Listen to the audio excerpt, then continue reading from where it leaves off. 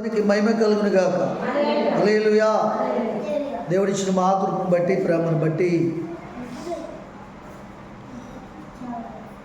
ఈ యొక్క మధ్యాహ్న కాల సమయంలో దేవుడు మనకు జ్ఞాపకం చేస్తున్న అంశం ఏంటంటే, దేవుడు మనకేమై ఉన్నాడు.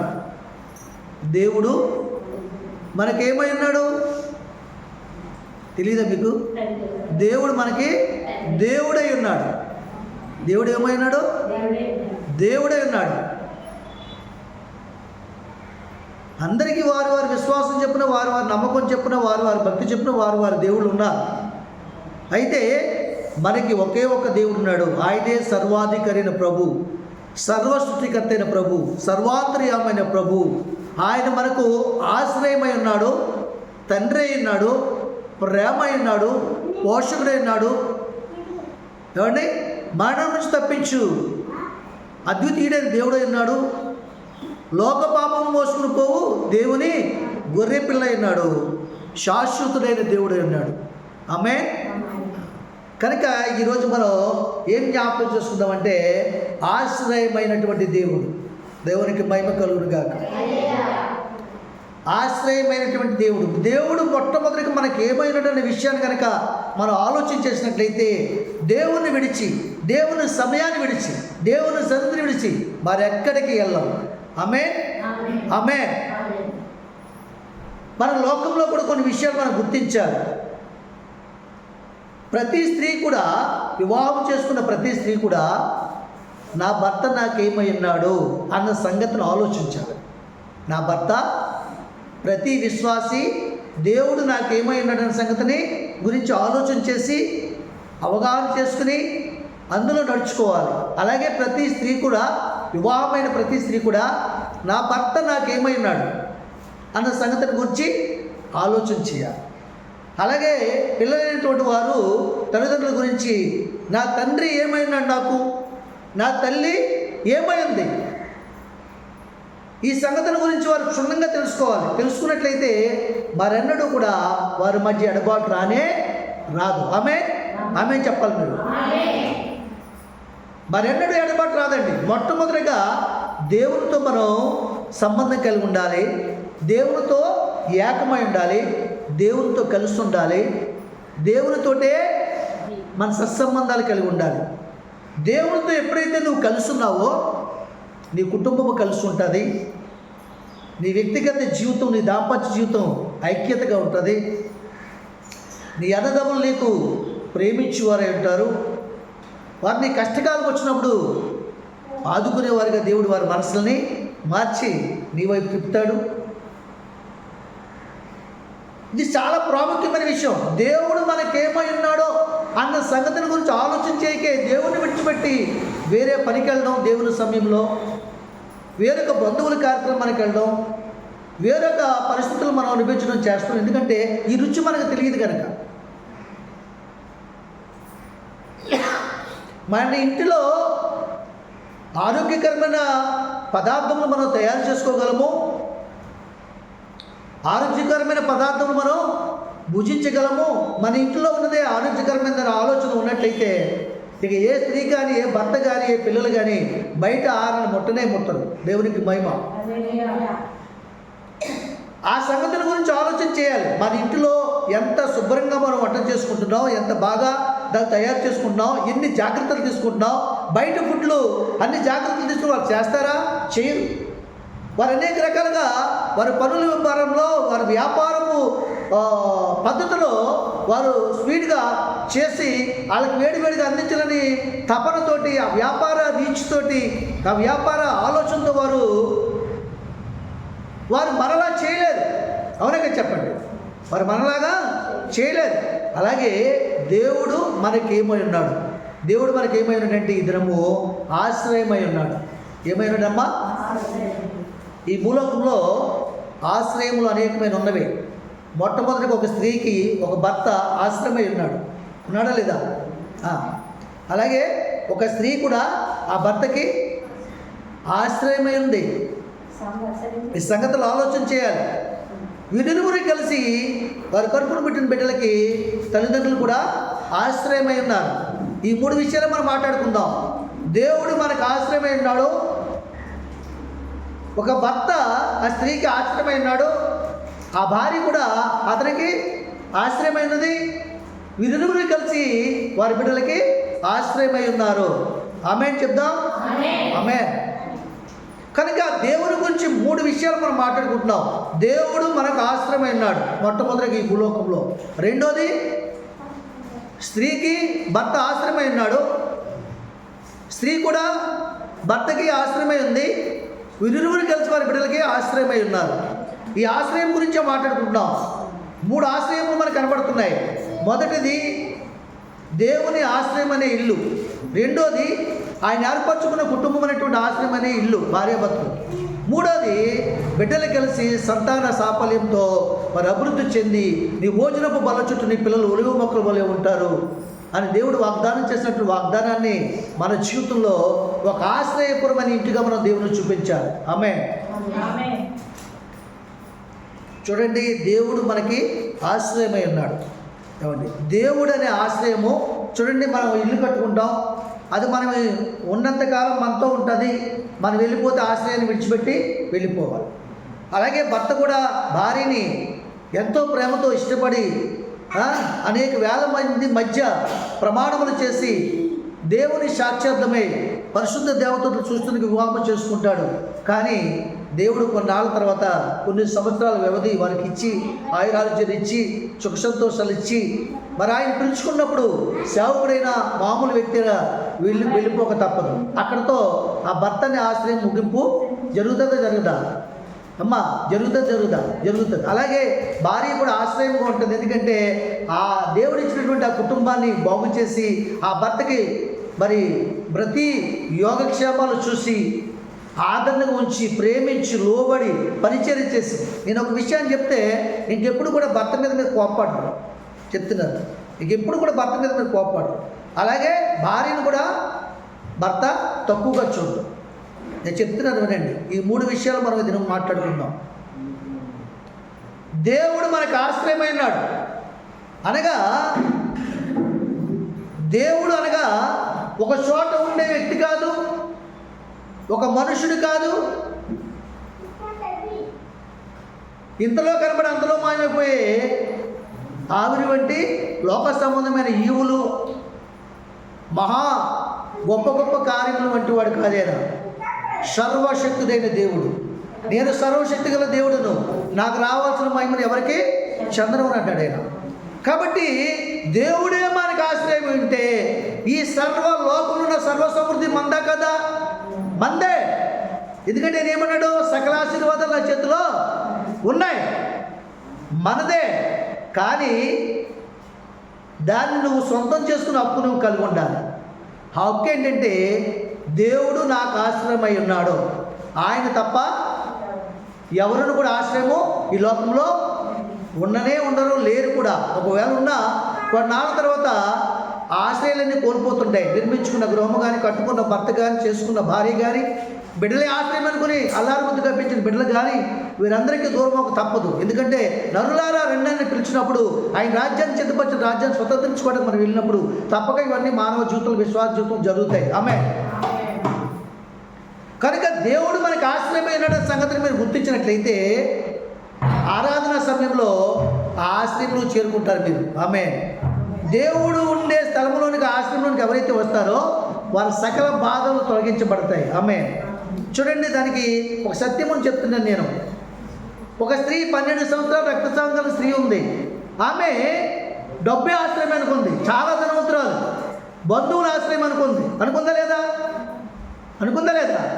మూడోది ఆవిడ కూడా 3 ఆశ్రయాలు పెట్టుకుంది. వైద్యుడు ఆశ్రయం అనుకుంది, డబ్బు ఆశ్రయం అనుకుంది, బంధువులు తీసుకెళ్ళి వైద్యం చేస్తారని ఆశ్రయించింది వాళ్ళని. మూడోది డబ్బును ఆశ్రయంగా పెట్టుకుంది. తన జీవితకాలం అంతా కూడా గొప్ప ఆస్తిపరురాలు, కోటేశ్వరరాల కంటే ఎక్కువే ఆస్తి ఉంది. అయినా సరే ఈ 12 ఏళ్లలో కూడా ఈ వ్యాధి ప్రారంభమైన దగ్గర నుంచి కూడా ఆమె ఆస్తి అంతా కూడా ఎలాగ తరిగిపోతుందంటే వెలిగించినటువంటి ఒక క్యాండిల్ వల్లే తరిగిపోతుంది. ఎలా తరిగిపోతుందండి? కొవ్వొత్తులకు ఇస్తే కొవ్వొత్తు ఎలా కరిగిపోతుంటుంది, అలాగే ఆస్తి అంతా తరిగిపోతుంది. కారణం ఏంటంటే బంధువులు ఎవరైనా ఆమె ఎద్దుకు వస్తే ఆమెను హాస్పిటల్ తీసుకెళ్ళడానికి వాళ్ళు ఉన్నంత కాలం వాళ్ళకి కావాల్సిన సకల అవసరతలు తీర్చి వెళ్ళేటప్పుడు వాళ్ళు పని పోగొట్టుకుని వచ్చారు కాబట్టి కొంత ధనం ఇచ్చి పంపించేది. ఓ 30,000 20,000 ఇచ్చి పంపించేది. ఎందుకు? పరిచయం చేసినందుకు. పరిచయం చేసినందుకు కొంత ధనము, వైద్యునికి కొంత ధనము, మందులకి కొంత ధనం. ఇలా ధనం అంతా కూడా 12 ఏళ్లలో పూర్తిగా సంపూర్ణతలోకి వచ్చేసింది. ఆమె దేన్ని ఆశ్రయించింది? మొట్టమొదటిగా డబ్బును ఆశ్రయించింది, బంధువులను ఆశ్రయించింది, వైద్యులను ఆశ్రయించింది. దేవుడిని మాత్రం ఆశ్రయించలేదు.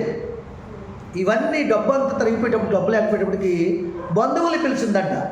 ఎవరో యేసు ప్రభు నజరేయుడైన యేసు మన ప్రాంతానికి వస్తున్నట్టు నన్ను కొంచెం నిన్నాళ్ళు తీసుకెళ్ళారు కదా అంటే వాళ్ళందరూ కూడా ఏవేవో షాపులు పెట్టి తప్పించుకున్నారు తప్ప ఎవరు రాలేదని. కారణం డబ్బు లేదు. ఇక్కడ ఆమె దగ్గర ఏం లేదు, డబ్బుని ఆశ్రయించి కాబట్టి డబ్బుని ఆశ్రయం కరిగిపోయింది లేదు ఇక. కాబట్టి ఆ డబ్బు వాళ్ళకి కావాలి. ఆ డబ్బు ఇప్పుడు ఇవ్వలేదు కాబట్టి వాళ్ళు రాలేదు. బంధువులని ఆశ్రయం కూడా కోల్పోయిందా లేదా? ఇక వైద్యం దగ్గరికి వెళ్ళామంటే ఏముండాలి?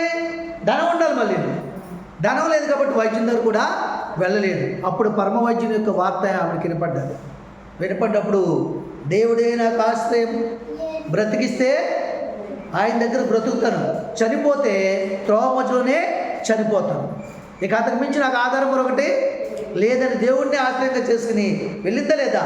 పొత్తు కడుపు చేత్తో పట్టుకుని కాళ్ళంట రక్తదారులు కారుస్తున్నా సరే ఆఖరి కొన ఊపిరి తెల్లింది. వెళ్ళేటప్పుడు పరిస్థితి ఎలా ఉంది? ఆయన చుట్టూ బహు జనసమూహం. కనీసం అయ్యా నా పరిస్థితి ఇలాంటిదయ్యా, 12 ఏళ్ళ నుంచి ఈ రోగము కలుగుని చెప్పుకోవడానికి కూడా అవకాశము లేదు. అయినను సరే ఆమె పట్టుదల విడవక, విశ్వాసం కోల్పోక కిందన కూర్చుని ఆమె వంగి జనముల యొక్క కాళ్ళ మధ్య నుంచి ఆమె చేతిని లోపల పెట్టి ఆయన వస్త్రం చెవిని ముట్టుకుంది. ఆమె ఎప్పుడైతే ముట్టుకుందో ఆయనలోంచి ప్రభావం ఆమెలోకి వెళ్ళింది.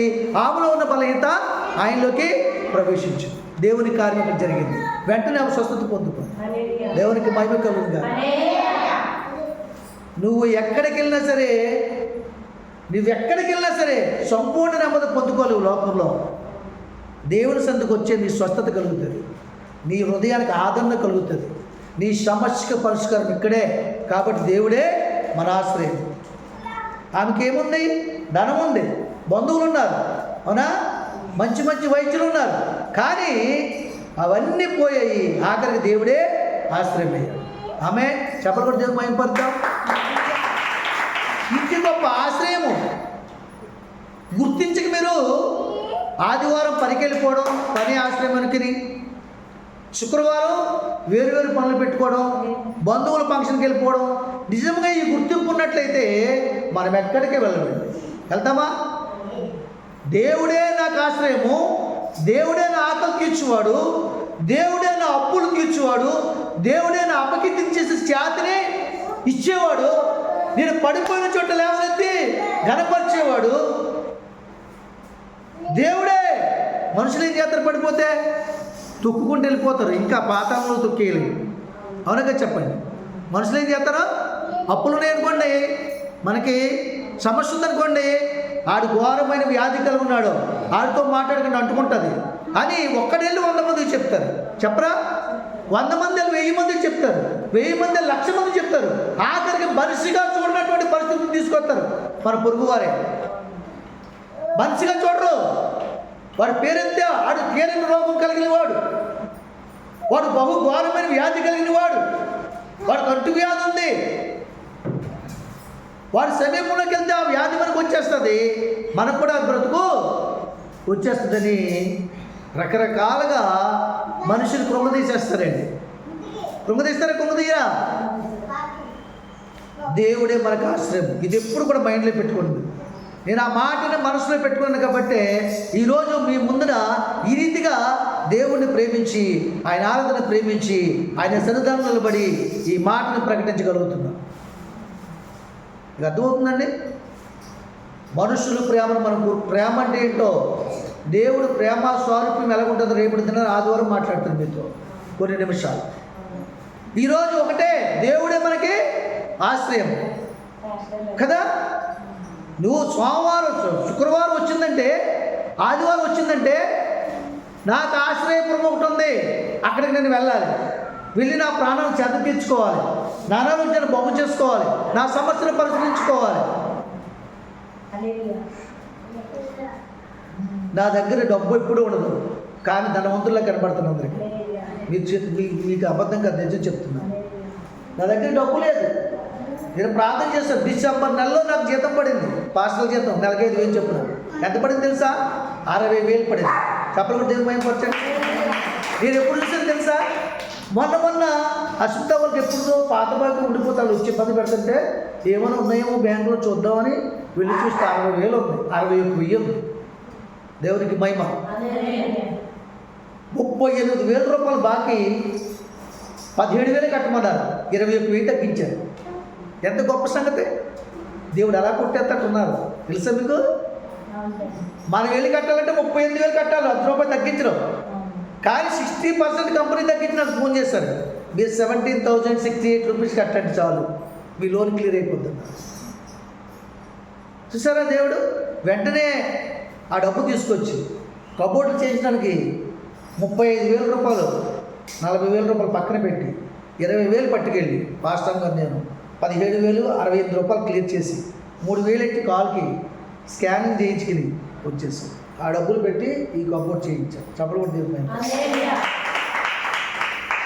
నాకు ఏది కావాలని ప్రార్థన చేయాలన్నా ప్రార్థన చేసిన దేవుడు అది మనకి ఇస్తాడు. ఇది సాక్ష్యం మీకు. అనేకమైన అలా తీర్చాడు దేవుడు. ఎప్పటికీ నాకు ఏ లోటు లేదు, అలాగని నా వెనకాల డబ్బు ఉండదు. నాకు ఎప్పుడు ఏం కావాలో దేవుడు అది సమకూరుస్తాడు, అంతే. దేవుని స్తుతి. హల్లెలూయా. దేవుడు మనకు ఆశ్రయమై ఉన్నాడన్న సంగతిని మర్చిపోకూడదు. ఎవరు మర్చిపోకూడదు? దేవుడిని నమ్మినటువంటి బిడ్డలు ఎవరు కూడా మర్చిపోకూడదు. విశ్వాసం అనేది ఇది మొదటి విషయం. నువ్వు డాక్టర్ దగ్గరికి వెళ్ళినా, ఒక ఇల్లు కట్టుకోవాలనుకున్నా, ఓ పిల్లకి పెళ్లి చేయాలనుకున్నా, ఉన్నత విద్యాభ్యాసం చెప్పించాలనుకున్నా, ముందుగా దేవుడిని నువ్వు ఆశ్రయించాలి. ప్రార్థన ద్వారా, ఉపవాసం ద్వారా. నువ్వు ఏ కార్యం తలపెట్టినా ఉపవాసం ప్రార్థన చేయాలనుకున్నారా? ఉపవాసం ప్రార్థన చేయాలి. ఫస్ట్ నువ్వు చేయాలి. ఇల్లు కట్టాలని కొంత అమౌంట్ 10 లక్షలు అవుతుంది ఇంటికి, నిజమే చెప్తున్నాను నేను. కానీ దగ్గర 1,00,000 రూపాయలు ఉంది. ఆ 1,00,000 రూపాయలు అట్టుకొచ్చి ఉపవాసం ఉండి ఇలా మంచి వైట్ క్లాత్ చుట్టూ 1,00,000 రూపాయలకి దేవుని సన్నిధికి వచ్చి ఆ డబ్బు పట్టుకుని ప్రార్థన చేయి. ఆ డబ్బు పట్టుకుని ప్రార్థన చేయి. ప్రార్థన చేసిన తర్వాత అందులో నీకు మనసుకి నచ్చినంత 1,000 ఇస్తావో, 500 ఇస్తావో, ఎంత ఇస్తావో తీసి కానుక తీసి దైవజనుడికి ఇచ్చి ప్రార్థన చేయించుకుని వెళ్ళు. నీ 10 లక్షలు కూడా అవ్వకపోతే అప్పుడు అన్నాడు. చేపలు కూడా దేవుని మహిమ. మనం ఆ రీతిగానే కట్టింది. అందులో అంత విశ్వాసం. 25 లక్షలు అయింది, ఇంకా 5 లక్షల రూపాయల వరకు ఉంది. చేపలు కూడా దేవుని మహిమపరచండి. అసలు మనం యోగ్యత కలిగి ఉందా, అర్హత ఉందా మనకి ఈ మందిరం కట్టడానికి? ఏమండి? 10 లక్షలు 12 లక్షలు అప్పు తీర్చాడు దేవుడు. 25 లక్షలకి మందిరం కట్టించాడు దేవుడు. ఏమండి? ఎంత గొప్ప దేవుడు! ఆయన మనకు ఆశ్రయమై ఉన్నాడు. ఈ సంగతిని ఎప్పుడు కూడా విశ్వాసం మర్చిపోకూడదు. డాక్టర్ దగ్గరికి వెళ్ళు. అసలు వైద్యులు ఎంచుకుంటాడు దేవుడు. శరీరపరమైన వ్యాధులను బాగు చేయడానికి దేవుడు జ్ఞానం ఇచ్చి డాక్టర్లు చేసాడు. ఆయన లోక కూడా వైద్యుడిగా పనిచేసాడైనా సువార్త చెప్తూ. వైద్యులు మనకు తప్పక కావాలి, కానీ మొట్టమొదటి దేవుడిని ఆశ్రయించాడు. లేకపోతే ఏ వైద్యుడు నువ్వు డబ్బులు ఇచ్చేస్తావో, ఏ వైద్యుడు అబద్ధకరమైన వైద్యం చేస్తాడో ఆ డబ్బులు ఎలాగైపోతాయో మనకు తెలియదు. నువ్వు ప్రార్థన చేస్తున్నట్టే ఏ వైద్యం దగ్గరికి వెళ్ళాలని దేవుడిని కనపరుస్తాడు. ఆమేన్. ఇది మొట్టమొదటి విషయాన్ని గుర్తుంచుకోవాలి. దేవుడు మనకి ఆశ్రయమైనాడు. అందుకని భక్తుడు ఏమన్నాడు తెలుసా? ఏమంటే తెలుసు నీకు? నా ఆశ్రయపురమైన యేసయ్యా, నా దాగు చోటు నీవేనయ్యా. నా ఆశ్రయపురమైన నా దాగు చోటు నీవేనయ్యా. ఆనంద తైలముతో నీ నీడలో నన్ను దాచితివా. ఆనంద తైలముతో నీ నీడలో నన్ను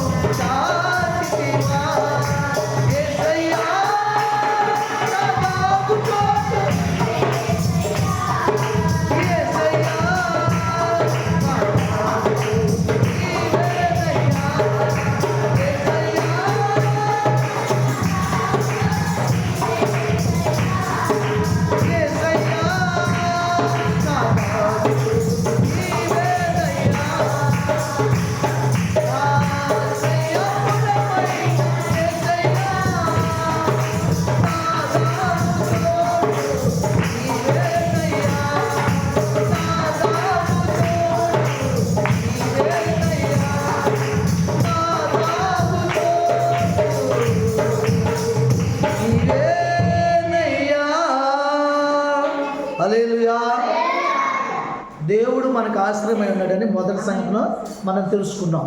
దేవుణ్ణి ఆశ్రయించిన తర్వాతే భూలోకంలో ఏ నరులైనా, అధికారులైనా, డాక్టర్లైనా నువ్వు ఆశ్రయిస్తే ఆయన ఆశ్రయపురంలో నిన్ను తీసుకుని నీ కార్యం జరిగిస్తాడు. నీ ఆలోచనలు ఆయన ఆలోచనలు తీసుకుని నీ ఆలోచనలు నెరవేరుస్తాడు. నీ ప్లాన్ అంతటి కూడా ఆయన ప్లాన్గా చేసుకుని దాని పరిపూర్ణతను తీసుకొస్తాడు.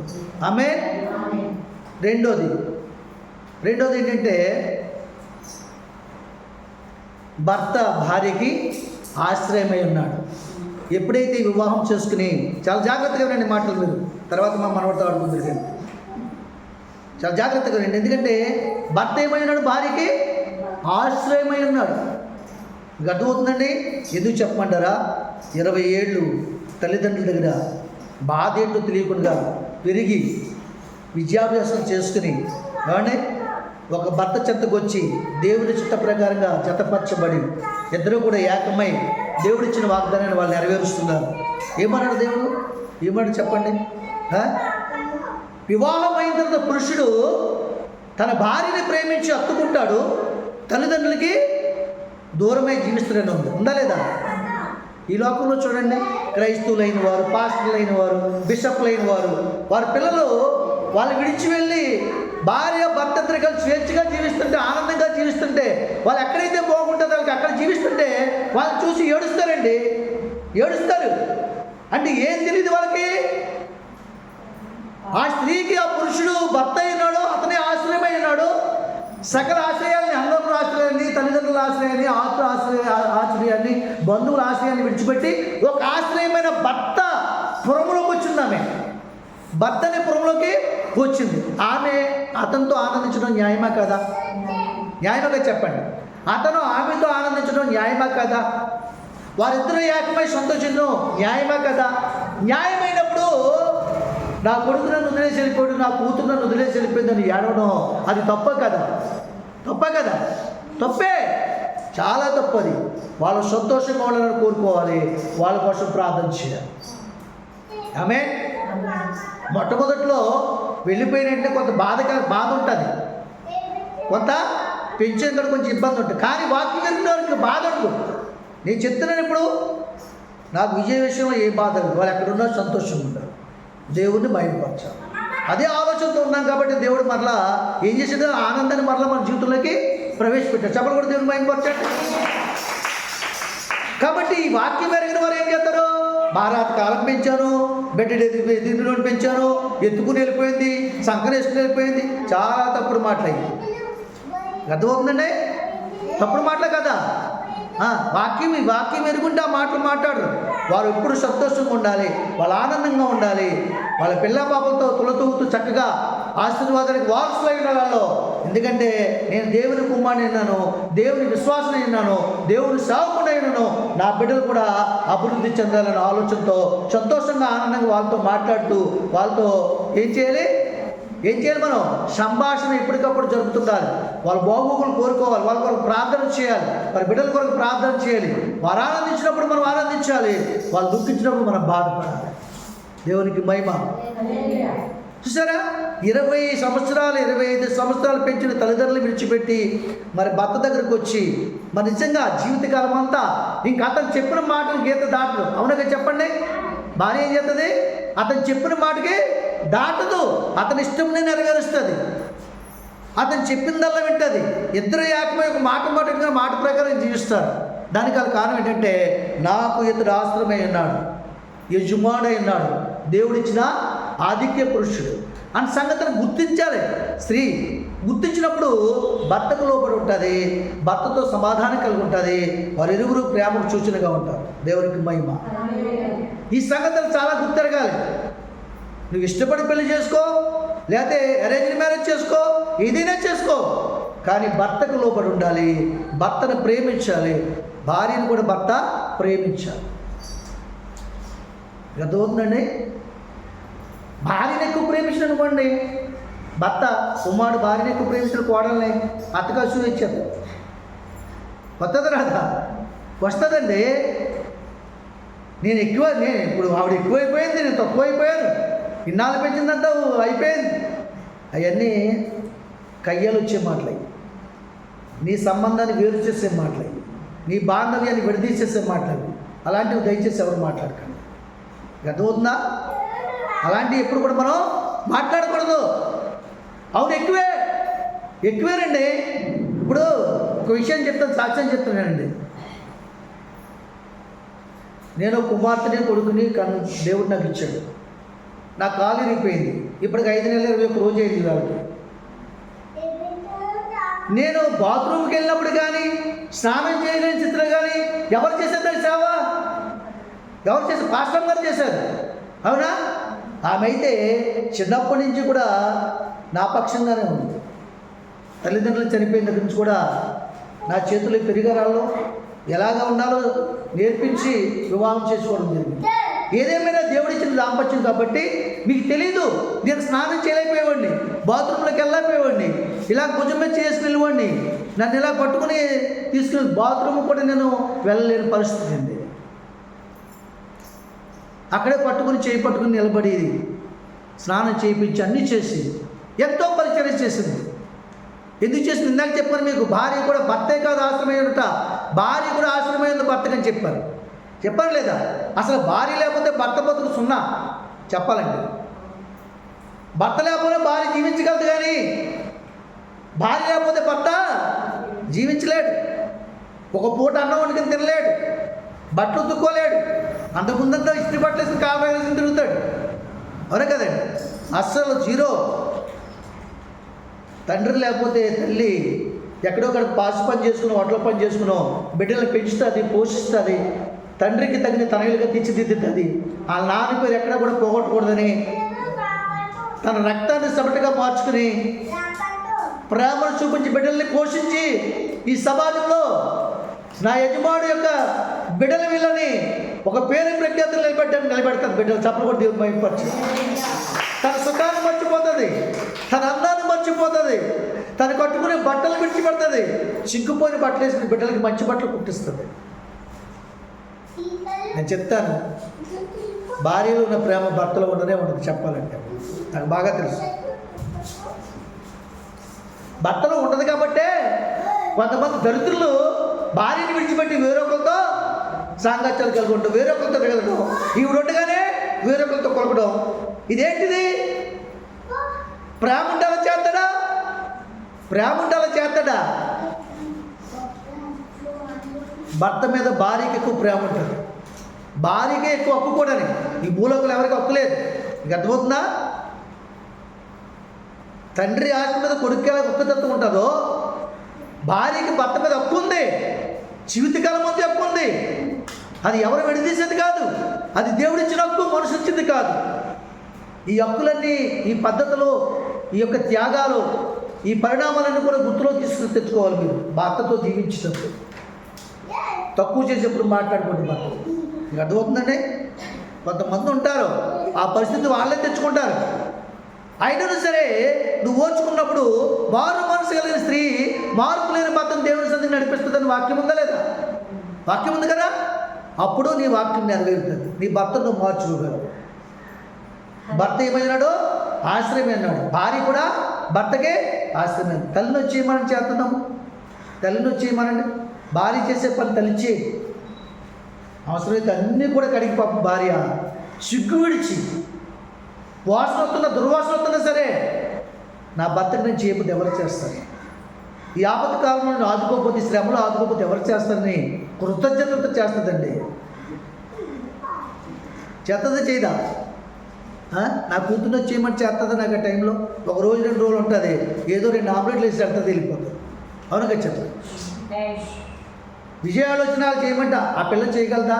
నేను ముసలోని, వాళ్ళు ఎవరి పిల్లలు. అవునగా చెప్పండి. ఎవరు ఏ ధర్మాన్ని కొనసాగించాలో ఆ ధర్మాన్ని, స్త్రీ ధర్మాన్ని, భర్త కార్యక్రమ ధర్మాన్ని భార్య మాత్రమే జరిగించగలదు. భూలోకం మరి ఎవరు కూడా జరిగించలేరు. అటు సహనము, అటు ఓర్పు, అటు జాలి, అటు మనసు, అటు ప్రేమ భార్య స్థానంగా ఉంటుంది తప్ప మరి ఏ స్థానం ఉండదు. తల్లి స్థానం వేరు. తల్లి స్థానం ఎక్కడి వరకు అంటే కనీ పెంచి ప్రయోజకుడిని చేసినంత వరకే. ఆమె కాబట్టి ఎప్పుడైనా సరే మీ పిల్లలు మీ కోడలను ప్రేమించి వాళ్ళు చక్కగా జీవిస్తుంటే వాళ్ళ మీద అసూయపడకండి. దేవుడిచ్చిన వాగ్దానం మన పట్ల జరుగుతుందని ఆనందించాలి. దేవుని స్తోత్రం. ఎన్ని కుటుంబాలు జరుగుతుంది? వివాహం చేసుకుంటే పురుషుడు భార్యను హత్తుకుని తల్లిదండ్రులు వేరే జీవిస్తారని ఎన్ని కుటుంబాలు జరుగుతుంది? మనతో కలిసి ఉండాలనుకుంటారు. మనతో కలిసి ఉంటే వాళ్ళు చేర్చుకుంటగలరా చెప్పండి? అప్పుడు మనం ఏం చేయాలి? వాళ్ళకి ఇల్లు వాకులు చేసి వేరుగా ఉండాలి. అప్పుడు ఉండాలొద్దా? అప్పుడు వాళ్ళు చేర్చుకుంటారు. లేకపోతే మామయ్య అనే గౌరవం, అత్త అనే గౌరవం, ఏదో సందర్భం వస్తాయి రావా? వస్తాయి. వాళ్ళు మన ఇంట్లోనే ఉండాలి, మన దగ్గర ఉండాలి అనుకుంటే ముసలోళ్ళు బయటికి పోయి బతకాలి. దేవుని స్తోత్రం. అవును కదా? ఈ ముసలోళ్ళు వెళ్ళేటోళ్ళు కొరకంచెల్లోటోళ్ళు. నీకు అర్థమవుతుందా? ఆరిపోయింది అనుకుంటారు వాళ్ళు. ఎవరి పిల్లలు వీళ్ళేం చేస్తారు? పొగొత్తనే ఉంటుంది. ఇంకా తడిచిపోయి కానీ పొగొత్తనే ఉంటుంది. ఈ ముసలోళ్ళు వెళ్ళేటోళ్ళట కొరకంచెల్లోటోళ్ళు.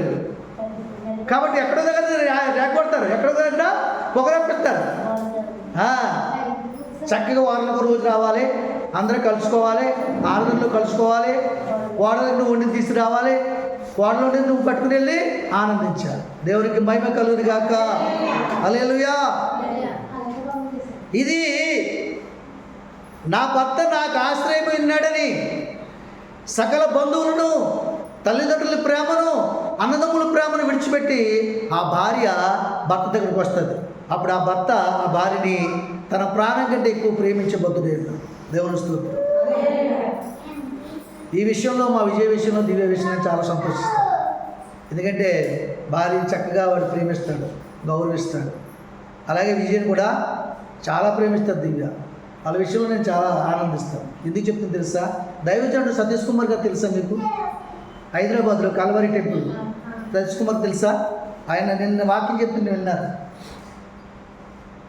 ఇంటి దగ్గర ఉన్న సమయంలో ఆయన ఇంట్లో ఉంటే భార్యకి 2 ముద్దలు తినిపించి 3 ముద్దలు ఆయన తింటాడంట. ఎంత కోటీశ్వరుడైనా చెప్పండి, ఎంత గొప్ప దైవజనుడు. ప్రపంచానికి తెలుసు సతీష్ కుమార్. ఎందుకు చేస్తానో తెలుసా? నా బాధ్యత అది. నా భార్యని నేను ప్రేమిస్తాను, మీరు మీ భార్యని ప్రేమించడానికి బాగు చేశాను. చెప్పలు కూడా దిగుమైపోయి ఎక్కడైనా బయటకు వెళ్ళి సువార్త చెప్తున్నాడు అనుకోండి, సువార్త చెప్తున్నాడికైనా సువార్తకి వెళ్ళాడనుకో, ఆయన భోజనం పరిమాణాలు పెట్టినా సరే భోజనం దగ్గర కూర్చున్నాక తినకముందు ఫోన్ చేస్తాడు ఇంటికి. భోంచేస్తావా అని భార్యకి. భోంచేసానని చెప్తే ఆయన భోంచేస్తాడట. మరలా పని వాళ్ళకి ఫోన్ చేసి అమ్మగారు భోంచేశారు లేదురా, భోంచేశారని చెప్తున్నారు అని అడుగుతాడట. వాళ్ళకు కూడా చెప్పక భోజనం చేస్తాడట. ఇదేంటిది చెప్పండి? ఇదేంటి? ప్రేమ, గౌరవం, ఒకరి వేళ ఒకరికి దేవుడు ఇచ్చినటువంటి భాగ్యం. అది దేవునికి మహిమ కలుగుతుంది. అలా ఉండాలి. దైవజనుడు మరి ఎందుకు లక్షల మంది ఉంటారు ఆయన సంఘంలో? ఆయన సిగ్గేసి చెప్పలేదు. ఆయన దాన్ని కొనసాగిస్తాడు కాబట్టి, ఆయన అలా అనుకున్నాడు కాబట్టి, నా భార్య నాకు ఆశ్రయమైంది, నేను నా భార్యకి ఆశ్రయమై ఉన్నాను, మా ఇరువురికి మా దేవుడు ఆశ్రయమై ఉన్నాడు, ఇంత పెద్ద మందిని ఇచ్చాడు, బిడ్డలు ఇచ్చాడు, ఇంత పెద్ద ఖ్యాతిని ఇచ్చాడు, ఘనతని ఇచ్చాడని ఆశ్రయపురమైన యేసయ్య ఇచ్చినట్టు దీవులే తప్పివి ఇవి మనుషుల వల్ల కలిగినవి కాదని గుర్తెరగాడైనా. చెప్పలు కూడా దేవుడు అయిపోయింది. మనకు కూడా గుర్తెరగాలి. ఈ బిడ్డలు ఇచ్చినట్టే దేవుడు ఇచ్చాడు, ఈ భార్యని ఇచ్చినట్టే దేవుడు ఇచ్చాడు, ఈ భర్తను ఇచ్చినట్టే దేవుడు ఇచ్చాడు, ఈ ఇల్లు ఇచ్చినట్టే దేవుడు ఇచ్చాడు, ఈ కారు ఇచ్చినట్టే దేవుడు ఇచ్చాడు, ఈ బట్టలు కట్టుకుని బాగా మనం బ్రతుకుతున్నామంటే దేవుడు ఇచ్చాడు. బట్టలు లేకుండా చిరిగిపోయిన బట్టలు కడిగి తలలో జడలు కట్టేసి మరి వాసన కొట్టుకుంటూ బస్టాండ్లో రోడ్ల మీద కాళ్ళు నడవడానికి కాళ్ళు లేక చేతులకు జోళ్ళు, పాత జోళ్ళు తొడికిని ఆ చేతులతో నడుస్తూ అంగవైకల్యం కలిగి ఎవరైనా వచ్చి ముద్ద పెడతారేమో, ఇవాళ లక్షవారం కదా సాయిబాబా పేరు మీద పెడతారేమో, ఇవాళ శుక్రవారం కదా యేసుప్రభు పేరు మీద కొంచెం అన్నం పెడతారేమో అని అన్నార్థులై ఎదురు చూసే వాళ్ళు ఎంతోమంది ఉన్నారు. వారికంటే మనం గొప్పవారం కదా. చెప్పలు కూడా దేవుని మహిమపరచండి. ఈ బ్రతుకును బట్టి కూడా మనం దేవుని మహిమపరచండి. నాకు ఇల్లు లేదని, కారు లేదని, బంగ్లా లేదని ఎప్పుడు కూడా మనం ఏడవకూడదు. వాళ్ళకి ఇచ్చినటువంటి పరిస్థితిని బట్టి ఆనందించాలి. మనం ఎప్పుడైనా మనం ఆపదలో ఉంటే వాళ్ళ కారు మీద హాస్పిటల్ తీసుకెళ్తారని మంచి ఆలోచన కలిగి ఉంటారు. వాళ్ళ దగ్గర 10 రూపాయలు ఉంటే రూపాయి నాకు సహాయం చేస్తారని ఆలోచన కలిగి ఉంటారు. వాళ్ళ మీద అసూయ పడకూడదు. మనం ప్రార్థన చేసి దేవుని దగ్గర సంపాదించుకోవాలి. ఆమె కనుక దేవుని సన్నిధిలో దేవుడు మనకు ఆశ్రయమై ఉన్నాడు. ప్రతి స్త్రీకి కూడా భర్త ఆశ్రయమై ఉన్నాడు. ప్రతి స్త్రీ భర్తకి ఆశ్రయమై ఉంది. ఈ యొక్క విలువలు మీకు చూపించాను. మీకు చూపించాను లేదా? అలాగే బిడ్డలు కూడా ఆశ్రమై ఉన్నారు. బిడ్డలు కూడా తల్లిదండ్రులకి ఆశ్రమం ఉన్నారు. మూడో విషయం కోరుతున్నాను మీకు. బిడ్డల ఆశ్రయం ఎలా ఉంటుందంటే పిల్లరా, బిడ్డల ఆశ్రయం ఎలా ఉంటుందంటే దేవుని సందులో వాళ్ళు ఎదిగిన తర్వాత వాళ్ళకి వివాహాలు జరగవా? అప్పుడు వరకు వాళ్ళ ఆశ్రయం మనతో ఉంటుంది. కానీ వాళ్ళకి ఎప్పుడైతే వివాహం జరిగిందో ఆ ఆశ్రయం కొంచెం ఎడబాటు జరుగుతుందండి. కానీ బిడ్డలు ఎప్పుడు కూడా మనతోటే ఉండాలి, మన దగ్గరే ఉండాలి, మన చుట్టూ ఉండాలి అని అనుకోవడం ఎక్కడి వరకు సాధ్యమవుతుంది అంటే వాళ్ళ వివాహం జరిగినంత వరకు సాధ్యమవుతుంది. రెండోది, బాగా చదివించాక ఉద్యోగం రానంత వరకు సాధ్యమవుతుంది. ఆ తర్వాత సైనికుడు అయిననుకో ఎక్కడ ఉంటాడు? హిమాచల్ ప్రదేశ్లోను, కాశ్మీర్లోను, కన్యాకుమారిలో ఉంటాడు. అవునా కదండి? డాక్టర్ అయ్యాడనుకో అమెరికాలో ఉంటాడు, వివాహం కాకపోయినప్పుడు కూడా. అప్పుడు ఎడబాటు వస్తుందో రాదా? వస్తుంది. కానీ బిడ్డలు ఎప్పుడు కూడా మనకు ఆశ్రయం కాదు. బిడ్డలు ఎప్పుడు కూడా మనకి ఏంటి? వాళ్ళు ఏమైనారు? ఫలాలై ఉన్నారు. బిడ్డలు ఏమైనారు? ఫలాలై ఉన్నారు. ఆ ఫలాన్ని పన్నాళ్ళే మనం అనుభవిస్తాం. మళ్ళీ ఆ ఫలంలో ఉండే విత్తనం భూమి మీద పడితే మళ్ళీ అది ఫలిస్తుంది. అది వేరొకరు చుట్టూ అవుతుంది, వేరొకరు మొక్క అవుతుంది, చెట్టు అవుతుంది, ఫలిస్తుంది, వేళ్ళుతో ఉంటుంది. అవునా? అదొక వృక్షం అవుతుంది. దాని కింద అనేక మంది ఆశ్రయం ఉంటారు. ఆమె కాబట్టి దేవుని సన్నిధానంలో అందుకని దేవుడు ఏమన్నాడు? కుమారుడు యెహోవాకు స్వాస్థ్యము, గర్భఫలము నీవిచ్చు బహుమానమైనారు. కుమారుడైతే స్వాస్థ్యమైనాడు, ఆడపిల్లలైతే బహుమానమైనారు. అంటే నీకు బహుమానం ఇచ్చాడు కాబట్టి నీవు వేరొకరికి బహుకరించాలి వద్దా? రెబ్గాని ఇస్సాకి బహుకరించారు లేదా? అన్నదమ్ములు బహుకరించారు. అలాగే ఆడపిల్లలు ఎంత ఎదిగినా, ఎంత కలెక్టర్ అయినా, ఎంత చదివినా వేరొక ఇంటికి పంపవలసిందే. అది బహుమానం. దేవుడిచ్చిన బహుమానం ఏం చేయాలి? నువ్వు వేరొకరికి ఇవ్వాలి. అప్పుడు ఫలిస్తుంది ఆ బహుమానం. అప్పుడు దేవునికి ఆశీర్వాదం, దేవునికి మహిమ కలుగుతారు. హల్లెలూయా. కాబట్టి దేవుని సన్నిధానంలో కుమారుడైతే మన స్వాస్థ్యమైనాడు. స్వాస్థ్యం అంటే అర్థమేంటి? ఇంటి పేరు కలిగినటువంటి వాడు. కూతురి పేరు ఇంటి పేరు మారిపోతుంది కానీ కొడుకు పేరు మారదు. ఇంటి పేరు కలిగినటువంటి వాడు ఎన్ని సంవత్సరాలైనా ఫలానా వ్యక్తి యొక్క కుమారుడినో అని చెప్పుకోవడానికి అవకాశం కలుగుతుంది. ఎప్పుడైతే అత్తవారింటికి వెళ్ళి పిల్లలకని ఒక స్త్రీ భర్తతో ఏకమై కుటుంబంగా తీర్చిదిద్దబడిందో ఫలానా వాళ్ళు కోళ్ళంటారు తప్ప ఫలానా వాళ్ళు కూతురు అనడమో చాలా తక్కువ. అవునగా చెప్పండి, చాలా తక్కువ అది. ఎందుకంటే జీవించేది అక్కడే కాబట్టి ఎక్కువ. జీవించేది ఇక్కడ ఎక్కువైతే ఇక్కడ తల్లిదండ్రులు జ్ఞాపకం వస్తారు. మనుషులకి జీవించేది అత్తమామల ద్వారా జీవిస్తుంది కాబట్టి అక్కడ అత్తమామలు జ్ఞాపకం వస్తారు, వారి ఇంటి పేర్లు జ్ఞాపకం వస్తాయి, ఇంటి పేరు మారిపోతుంది. వాళ్ళ ప్రేమలో బంధుత్వాలు కూడా మారిపోతాయి. మన బంధుత్వాలు కొంచెం తగ్గుతాయి, ఆ బంధుత్వాలకు ఎక్కువ అవుతుంది. దేవుని స్తోత్రం. కాబట్టి బిడ్డలు కూడా బిడ్డలకి మనం ఏమై ఉన్నాం? ఆశ్రయమై ఉన్నాం. మనకు ఆశ్రయం కదా వాళ్ళు. బిడ్డలకి ఏమై ఉన్నాం? మనం ఆశ్రయమై ఉన్నాం. కాబట్టి వాళ్ళు పెంచాలి, చదివించాలి, వాళ్ళ కోసం నివాసం ఉండడానికి మంచి ఇల్లు కట్టించాలి, మంచి చదువులు చెప్పించాలి, మంచి ఉన్నతమైన అభివృద్ధిలో తీసుకెళ్ళాలి. వాళ్ళు మనలా కష్టపడకూడదని, ఈ మట్టి పిచ్చుకోకూడదని, కలెక్టర్లు అవ్వాలని, ఎంఆర్ఓలు అవ్వాలని మంచి ఉద్దేశం చదివించే దినాన వ్యవసాయం చేసుకుని మట్టి పిచ్చుకుని బ్రతికే వాళ్ళు బిడ్డలు కూడా కలెక్టర్లుగా ఉన్నారు. చెప్పబడి మైంపడుతుంది. నిజమైన ఆశ్రమైన తల్లిదండ్రులు వాళ్ళు పిల్లల్ని ఉన్నతమైన తరంలో తీసుకెళ్ళాలి తప్ప పిల్లలు మన బ్రతుకును బట్టి, మన జీవితాలను బట్టి బాధపడే విధంగా ఉంటుంది. కొన్నాళ్ళైన జీవితం అలాగే ఉంది. ఈరోజు లేదు. అర్థమవుతుందండి? నాకున్న అప్పులను బట్టి, నాకున్న పరిస్థితులను బట్టి, నాకున్న వ్యసనాలను బట్టి నా పిల్లలు చాలా బాధపడ్డారు ఒకనొక సమయంలో. ఇప్పుడు నేను మార్పు చెందిన తర్వాత, పరిపూర్ణంగా దేవుడి మీద ఆనుకున్న తర్వాత, దేవుడైన ఆశ్రయమైన జీవించినప్పుడు వాళ్ళు నన్ను బట్టి సంతోషించే వారిగా ఉన్నారు. చెప్పడం దేవుడు. హల్లెలూయా. కాబట్టి పిల్లల నుంచి మనం ఏం ఆశించకూడదండి, ఏం ఆశించకూడదు. తర్వాత తెలుసుకున్నాను నేను, మన సమస్యలు ఏవి కూడా వాళ్ళ తల మీద పెట్టకూడదు. పరిపూర్ణమైన మార్పు ఇచ్చిన దేవుడు నాకు ఈ విషయాలన్నీ కూడా తెలియజేశాడు, పరలోక మర్మములన్నీ కూడా. అయితే వాళ్ళు కలిగి ఉంటే మన బాధలో పంచుకోవచ్చు, తప్పులేదు. నేను హాస్పిటల్లో ఉన్నాను అనుకోండి, విజయ్ దగ్గర ఒక 5 లక్షలు 2 లక్షలు ఉందనుకోండి, వచ్చే 50,000 ఖర్చు పెట్టచ్చు, తప్పులేదు. కానీ వాళ్ళు లేనప్పుడు మనం వాళ్ళని ఆశించడం చాలా తప్ప కదా. మాట్లాడేటమ్మా పీడించి తినేద్దాం అనుకున్నారు ఏంటి పిల్లల్ని? ఏం చేయాలి మనం? పిల్లల నుంచి ఏం ఆశించకూడదు. వాళ్ళకి చదువు చెప్పించాలి. మన బాధలు వాళ్ళ మీద నెట్టకూడదు. అర్థమవుతుందండి? నాకు పరిపూర్ణమైన మార్పు లేనప్పుడు, అప్పులు ఉన్నప్పుడు, సమస్యలు ఉన్నప్పుడు కొంత నేను వాళ్ళని ఇబ్బంది గురి చేసి వాళ్ళకి భారం పంచవలసిన పరిస్థితి ఏర్పడింది. ఆ భారం బట్టి ఇప్పుడు కూడా వాళ్ళు ఇబ్బంది కలిగి ఉంటున్నారు, నాకు తెలుసు. కానీ నేను చేస్తున్నది ఏం తెలిసినప్పుడు, నేను తెలుసుకున్నాక వాళ్ళ భారం అంతా కూడా నువ్వే తొలగించారు. వాళ్ళని పరిపూర్ణంగా సేవలో తీసుకురావాలి. వాళ్ళు సంతోషంగా జీవించారు, ఆనందంగా జీవించారు.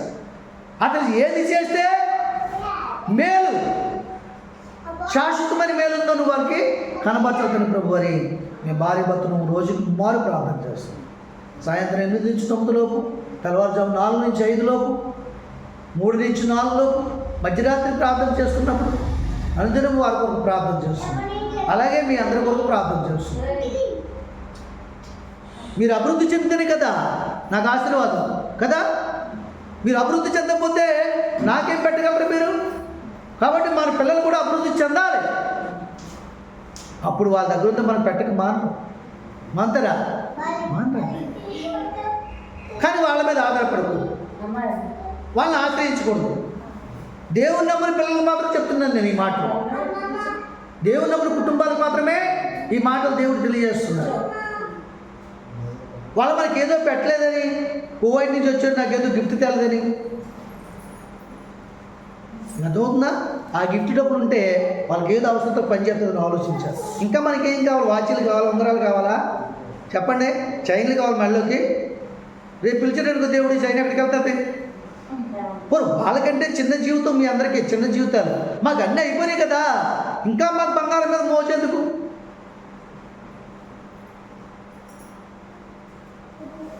కొన్ని పొరపాట్లు చేశాను కూడా. పొరపాట్లు చేసినట్టు పాపం చేసినట్లేదు. నేను దేవుడు నమ్ముకుంటారు అక్కడ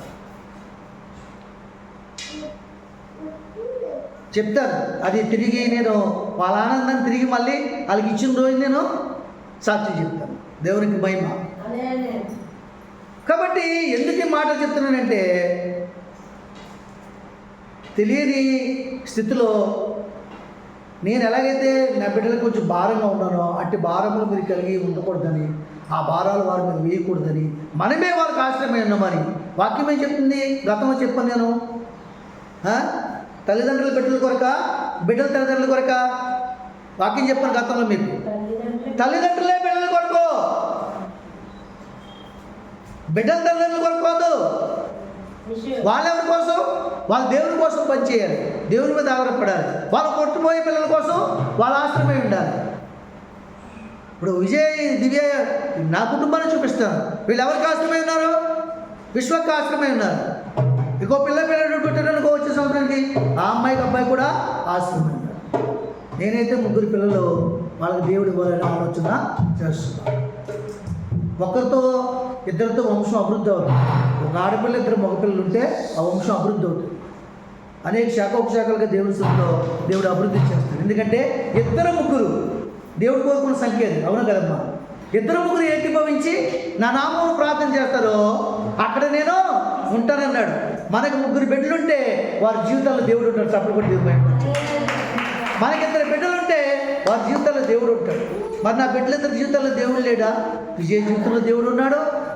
దేవుని చిత్తం జరగని మ్యారేజ్ జరిగింది. శ్రీజ జీవితంలో కూడా దేవుడు ఉన్నాడు. దేవుని కుటుంబాలతోటే నేను సత్సంబంధాలు ఏర్పరిచి వివాహం చేయడం జరిగింది. కాబట్టి 3 బిడ్డలు ప్రతి ఒక్కరు కూడా 1-2 కట్టింగ్లు చేయించుకోకూడదు, తప్పదు. 3 పిల్లలు మనకు దేవుడు ఇచ్చిన సంఖ్య. 2 ఇచ్చినాకైనా నీ స్తోమత కొద్ది నువ్వు పెంచగలవని 2 చాలు. 2 3 ఒక్కరితో ఎప్పుడు కూడా చాలించుకోవాలి. దేవునికి మహిమ. హల్లెలూయా. ఈ బాంధవ్యాలు దేవుడిచ్చిన బంధుత్వాలు ఇవి. ఈ విలువలు తెలుసుకోవాలి మనం. స్త్రీకి భర్త ఏమై ఉన్నాడో, భర్తకి స్త్రీ ఏమై ఉంది, ఎలాంటి పరిచర్య చేయాలి, భర్త మీద భార్య కోపడాలా, భార్య మీద యజమానికత్వం భర్తకు ఉందని చెప్పి అత్తమాటికి కర్రలాగా తీస్తే వీడు కాలెత్తుడు సరిపోదు. దేవుని స్తోత్రం. హల్లెలూయా. కనుక ప్రతిదానికి ఒక సమయం ఉంది. ఆ సమయం బట్టే వాళ్ళు తప్పు ఉన్నప్పుడు, వాళ్ళు పొరపాటు ఉన్నప్పుడు గద్దిస్తే మౌనంగా ఉంటారు. తప్పు ఉన్నప్పుడు గద్దిస్తే ఏం చేస్తారు? మౌనంగా ఉంటారా? ఉండరు, తిరగబడతారు. తిరగబడుతుందని చెప్పుకోవడం కూడా ఆ వ్యక్తికి అవమానం. ఆ పరిస్థితిని కలగ చేసుకుంటే అతనే దేవుని స్తోత్రం. నా పిల్లలు నా మీద తిరగబడుతున్నారంటే ఆ పెంపకం ఎవరు పెంచారు?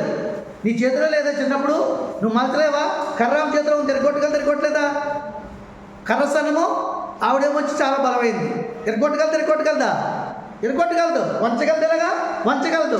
మరి చిన్నప్పుడు చిన్నగా ఉన్నప్పుడు వంచలేకపోయావు. ఈవేళ నీ మీదలో తిరగబడుతున్నారు. ఎవరిది పొరపాటు? దేవుని పొరపాటు. ఇచ్చింది దేవుని పొరపాట, నీ పెద్దలది పొరపాట, నీ పెంపకాంత పొరపాటు. నువ్వు ఆశ్రయమై ఉన్నావు కాబట్టి నీ ఆశ్రయంలో నీ పిల్లలు ఎలా పెరుగుతున్నారు, ఎలా చదువుతున్నారు, స్కూల్కి వెళ్తున్నారు లేదా, కాలేజీకి వెళ్ళొస్తున్నారా, లేదా మధ్యలో ఎక్కడ ఆడుకుని వస్తున్నారా? అసలు వాడు రాజు క్రమంగా జరుగుతుందా? ఆయన కాలేజీకి వెళ్ళి చెక్ చేసుకోవాలి. ఫీజు కడతాను నువ్వు, వాడు చదువు చెక్ చేసుకోవాలి. పేరెంట్స్ మీటింగ్కి వెళ్ళాలి. సండే స్కూల్కి వెళ్ళాలి. సండే స్కూల్ టీచర్ని అడగాలి, సండే స్కూల్కి వస్తున్నాడా లేదా, మధ్యలో వెళ్ళిపోయి చాకలు తిని వచ్చేస్తున్నాడా, అడగలద్దా? ఇలాగ క్రమాన్ని మనం తీసుకున్నప్పుడు బిడ్డలందరూ కూడా క్రమంలో ఎదుగుతారు, దేవుణ్ణి మహిమపరుస్తారు, తల్లిదండ్రులు లోపడతారు. వాళ్ళ ముసలితనం మంది కూడా వాళ్ళ ప్రేమ వాళ్ళని తొలగిపోదు. దేవుని స్తోత్రం, హల్లెలూయా. కాబట్టి దేవుని సన్నిధానంలో మనం ఏమైనా మనం తెలుసుకోవాలి. దేవుడు మనకి ఏమైనాడు? ఆశ్రయమై ఉన్నాడు. ఒక స్త్రీకి భర్త ఆశ్రయమై ఉన్నాడు, ఒక స్త్రీ భర్తకి ఆశ్రయమై ఉంది. వీరిరువురు కలిసి బిడ్డలకి ఆశ్రయమై ఉన్నారు. ఈ సంగతులు గ్రహించారా? చెప్పలు కూడా దేవుడు మహిమపరచండి. దేవుడి మాటలు దీవించుగాక. ఆమేన్.